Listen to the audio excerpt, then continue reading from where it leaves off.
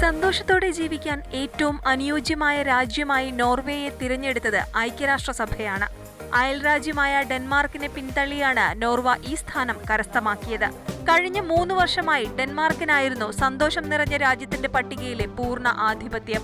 എന്നാൽ 2016 പട്ടികയിൽ 4ാമതായിരുന്ന നോർവേ വൻ കുതിച്ചുചാട്ടം നടത്തിയാണ് 1ാം സ്ഥാനം കരസ്ഥമാക്കിയത്.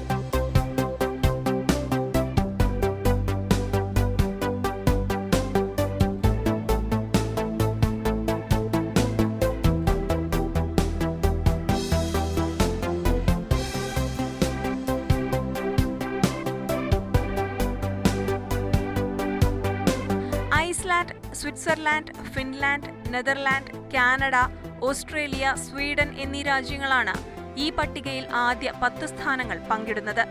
ഒപ്പം Israel, Costa Rica, Austria, America, Ireland, Germany, Belgium, Luxembourg, Britain, Chile എന്നീ രാജ്യങ്ങളാണ് സന്തോഷകരമായി ജീവിക്കാൻ പറ്റിയ ആദ്യ 20 രാജ്യങ്ങളിൽ ഇടം പിടിച്ചത്.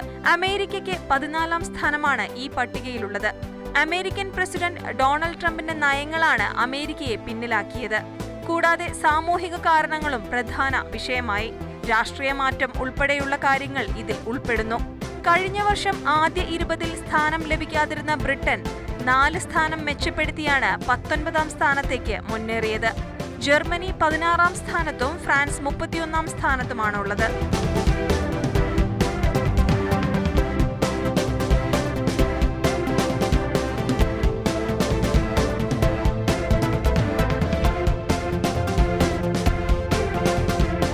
അതേസമയം നമ്മൾ ഇന്ത്യക്കാരുടെ കാര്യം കുറച്ചധികം പിന്നിലോട്ടാണ്.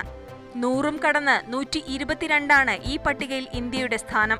എന്നാൽ കഴിഞ്ഞ വർഷം ഇത് 18ആയിരുന്നു. 155 രാജ്യങ്ങളുടെ പട്ടികയിൽ സെൻട്രൽ ആഫ്രിക്കൻ റിപ്പബ്ലിക്കാണ് ഏറ്റവും അവസാന പട്ടികയിലുള്ളത്.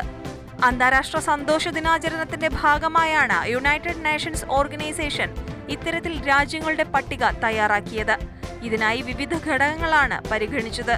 പ്രധാനമായും 6 ഘടകങ്ങളെ ആസ്പദമാക്കി നടത്തിയ പഠനത്തിലൂടെയാണ് ലിസ്റ്റ് തയ്യാറാക്കിയത്. GDP, ആളോഹരി വരുമാനം, ആയുർദൈർഘ്യം, സാമൂഹ്യ സേവന രംഗത്തെ മികവ്, അഴിമതിയില്ലാത്ത ഭരണം, സഞ്ചാര സ്വാതന്ത്ര്യം, വ്യക്തി സ്വാതന്ത്ര്യം എന്നിവയായിരുന്നു സന്തോഷത്തിന്റെ അളവുകോലായത്.